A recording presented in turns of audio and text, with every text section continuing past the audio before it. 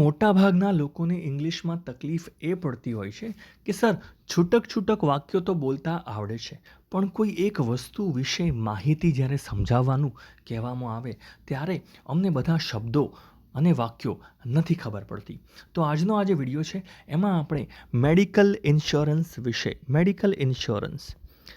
સ્વાસ્થ્યને લગતો જે વીમો છે એના માટેના જે ઇંગ્લિશ વાક્યો છે અથવા મેડિકલ ઇન્સ્યોરન્સ શું છે, એમાં શું કવર થાય, એ વસ્તુઓ આજે આપણે આજના આ વિડીયોમાં ઇંગ્લિશમાં અને ગુજરાતીમાં બંને ભાષામાં સમજીશું. તો સૌથી પહેલાં તો ફટાફટ ઇંગ્લિશમાં એકવાર આપને વાંચીને સંભળાવી દઉં છું, પછી આપણે બધું જ ગુજરાતીમાં સમજીશું, એક એક વાક્યનો અર્થ આપણે ઇંગ્લિશમાં સમજીશું. તો પહેલાં આપણે વાંચી લઈએ. સ્ક્રીન પર આપ જોઈ શકો છો, ફટાફટ વાંચી લઉં છું અને પછી આપણે ગુજરાતી કરીએ છીએ. તો સૌથી પહેલાં, with the constant increasing prices of health care in our country and with the ever rising instances of diseases, health insurance today is a necessity. એટલે જરૂરિયાત. ઓકે, પછી ગુજરાતી કરીએ છીએ. Health insurance provides people with a much needed financial backup at times of medical emergencies. Health risks and uncertainties are a part of life. One cannot plan and get sick, but one can certainly be prepared for the financial aspect. One of the ways to be financially prepared against uncertain health risk is by buying the health insurance. Health insurance is a type of insurance coverage that pays for medical expenses incurred by the insured.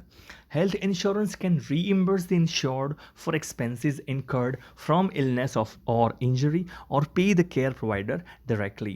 There are different types of health insurance plans, such as individual health insurance, family health insurance, critical health insurance, etc.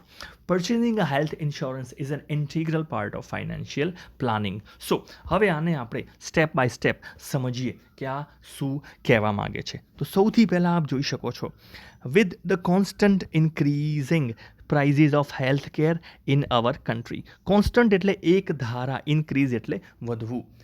એક ધારા જે વસ્તુ વધી રહી છે, એક ધારી, જેમ કે તેલના ભાવ એક ધારા વધી રહ્યા છે, પેટ્રોલ ડીઝલના ભાવ એક ધારા વધી રહ્યા છે, એ જ રીતે પ્રાઇઝીસ ઓફ હેલ્થ કેર એટલે મેડિકલને લગતી જેટલી પણ વસ્તુઓ છે, દવાના ભાવ કહો, ઓપરેશનના ભાવ કહો, હોસ્પિટલમાં દાખલ થવાના ચાર્જીસ છે, આપણા દેશમાં આ બધા જે પ્રાઇસ છે એ કોન્સ્ટન્ટલી વધી રહ્યા છે, એક ધારા વધી રહ્યા છે.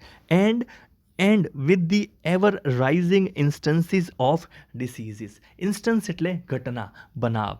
એવર રાઇઝિંગ કદી નથી વધ્યા, એ હદે જે બીમાર પડવાના અથવા તો જે ગંભીર રોગ થવાના જે બનાવ છે, ઘટનાઓ છે, એ પણ વધી રહી છે. એટલા માટે health insurance today is a necessity એટલે જરૂરિયાત.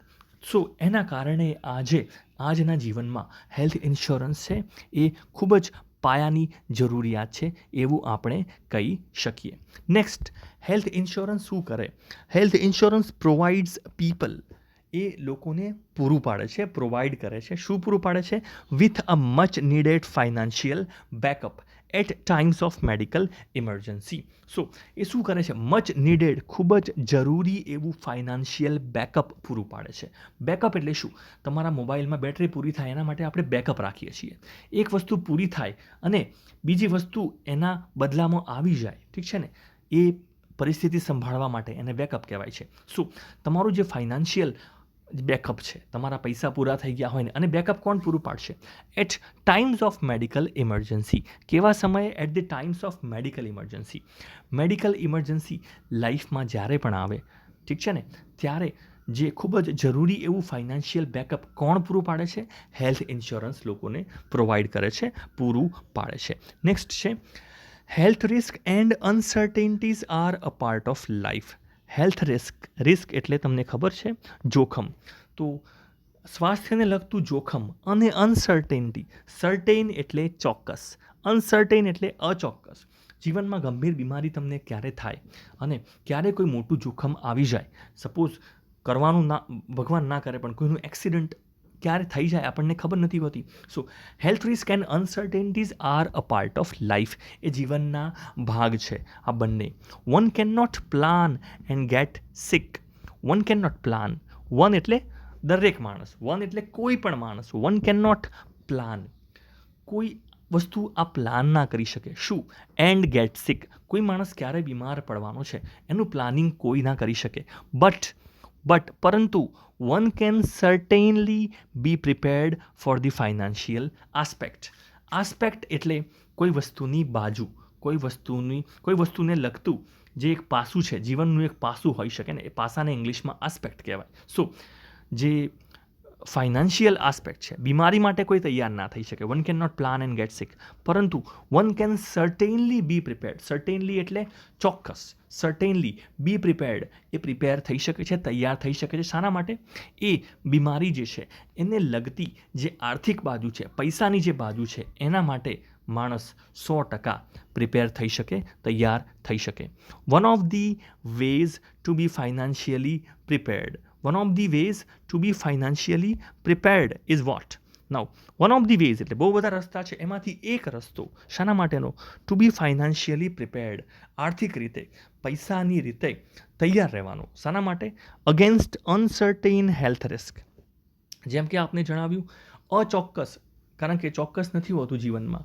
હેલ્થ રિસ્ક જે છે, સ્વાસ્થ્યને લગતું જે રિસ્ક છે, જે અચોક્કસ છે, એની વિરુદ્ધમાં, એના માટે, અગેન્સ્ટ એટલે એની વિરુદ્ધમાં, એને પહોંચી વળવા માટેનું જે રસ્તા છે, એમાંથી એક રસ્તો ફાઇનાન્શિયલી પ્રિપેર રહેવાનો એ કયો છે? Is by buying health insurance. એટલે બહુ બધા રસ્તામાંથી એક ખૂબ જ ઇમ્પોર્ટન્ટ રસ્તો કયો છે? Buying health insurance. બાય કરવું એટલે ખરીદવું. સો હેલ્થ ઇન્સ્યોરન્સ બાય કરવું એ એમાંથી ખૂબ જ જરૂરી રસ્તો છે. હેલ્થ ઇન્સ્યોરન્સ શું છે? It's a type of coverage. Health insurance is a type of insurance coverage. Coverage એટલે બધી વસ્તુઓને કવર કરતી એક વસ્તુ છે. કવરેજ એટલે તમને કઈ એ ફેસિલિટી, કઈ તમને એ યુ કેન સે કયા ફીચર્સ એ પૂરા પાડે છે, એને આપણે કવરેજ કહીશું. કોના માટેનું છે? તમારા માટેનું છે, તમારા પરિવાર માટેનું છે, કેટલા રૂપિયાનો વીમો છે. સો એ બધાની શું કવર થાય છે? તમારી બીમારી કવર થાય છે, એક્સિડન્ટ કવર થાય છે, કોઈ ગંભીર બીમારી કવર થાય છે, એ આખું એક કવરેજ છે. સો હેલ્થ ઇન્સ્યોરન્સ એક પ્રકારનું ઇન્સ્યોરન્સ, વીમાનું કવરેજ છે, એક કવચ કહી શકાય એને. That pays for medical expenses, જે પે કરે છે, ચૂકવે છે for medical expenses incurred by the insured. હવે બે શબ્દો ખાસ યાદ રાખવાના છે. ઇન્કર થવું એટલે એ વસ્તુ કરવામાં આવે, કોઈના દ્વારા કરવામાં આવે, અથવા તો જેના માટે એ વસ્તુ થાય, કોઈ વસ્તુ માટે જે ખર્ચો થાય, એ થવાની ક્રિયાને ઇંગ્લિશમાં ઇન્કર કહે છે. ઇન્કર થવું એટલે અકર થવું, હેપન થવું, બહુ બધા શબ્દો છે. શું? અને કોના માટે? By the insured. જેનો ઇન્સ્યોરન્સ લીધો છે એને ઇન્શ્યોર્ડ કહેવાય છે. શું? જેટલા પણ મેડિકલને લગતા ખર્ચાઓ છે, જે કોના દ્વારા કરવામાં આવે છે? ઇન્શ્યોર્ડ વ્યક્તિ દ્વારા. જેનો ઇન્સ્યોરન્સ લીધો છે એ વ્યક્તિના ઉપર, અથવા એ વ્યક્તિ દ્વારા જેટલા પણ ખર્ચા થાય છે, એ એક્સપેન્સીસને કોણ ચૂકવે છે? હેલ્થ ઇન્સ્યોરન્સ પે કરે છે, એ હેલ્થ ઇન્સ્યોરન્સ એને ચૂકવે છે. Health insurance can reimburse. હવે આ જે શબ્દ છે એ આપ સમજો. Health insurance can reimburse. Now what is the meaning of reimburse? કોઈ વસ્તુના બદલામાં કંઈક ચૂકવવાનું થાય એને રીએમ્બર્સ કહેવાય, જેને આપણે ગુજરાતીમાં ભરપાઈ કહીએ છીએ. તો આ તમે જે વીમો લો છો એ શું કરે છે? એ તમારા જે ચૂકવેલા પ્રીમિયમ છે એની ભરપાઈ કરશે, એના પૈસા તમને આપશે બદલામાં. ઠીક છે? So health insurance can reimburse the insured for expenses incurred from illness. So જેટલા પણ એક્સપેન્સીસ, જે ખર્ચા થાય છે, તો જેનો પણ વીમો લેવામાં આવેલ છે એ વ્યક્તિ ઇન્શ્યોર્ડ જે છે, અને એના પર જે પણ ખર્ચાઓ થાય છે, જેટલા પણ એક્સપેન્સ એટલે ખર્ચા થાય છે, શાના માટેના ખર્ચા? ફ્રોમ ઇલનેસ, કોઈ બીમારી માટેના ખર્ચા. ઇલનેસ ઓર ઇન્જરી એટલે ઈજા, કોઈ ઈજા થઈ હોય, એક્સિડન્ટ થયું હોય, એના માટેના ખર્ચા. Or pay the care provider directly. એટલે આમાં બે રીતે એ ચૂકવણી થતી હોય છે. એક તો જે વ્યક્તિ ઇન્શ્યોર છે એને જેટલો ખર્ચો કર્યો એ ખર્ચો એ વ્યક્તિને મળે, અથવા તો સીધા જ જે કેર પ્રોવાઈડર છે, ઉદાહરણ તરીકે કોઈ હોસ્પિટલ છે તો એ કેર પ્રોવાઈડર કહેવાય, એ કેર પ્રોવાઈડરને ડાયરેક્ટલી સીધા હેલ્થ ઇન્સ્યોરન્સ કંપની જે છે એ સીધું એને રીઇમ્બર્સ કરી દે, એને જ પૈસા ચૂકવી દે, એ પણ શક્ય છે. તો હેલ્થ ઇન્સ્યોરન્સ આ બે રીતે પે કરતા હોય છે. So there are different types of health insurance plan. અલગ અલગ પ્રકારના different types of health insurance plan, health ઇન્સ્યોરન્સના અલગ અલગ પ્લાન્સ હોય છે. કેવા? સચ એઝ, જેવા કે ઇન્ડિવિજ્યુઅલ હેલ્થ ઇન્સ્યોરન્સ. ઇન્ડિવિજ્યુઅલ એટલે વ્યક્તિગત, એક વ્યક્તિને લગતો હેલ્થ ઇન્સ્યોરન્સ હોઈ શકે.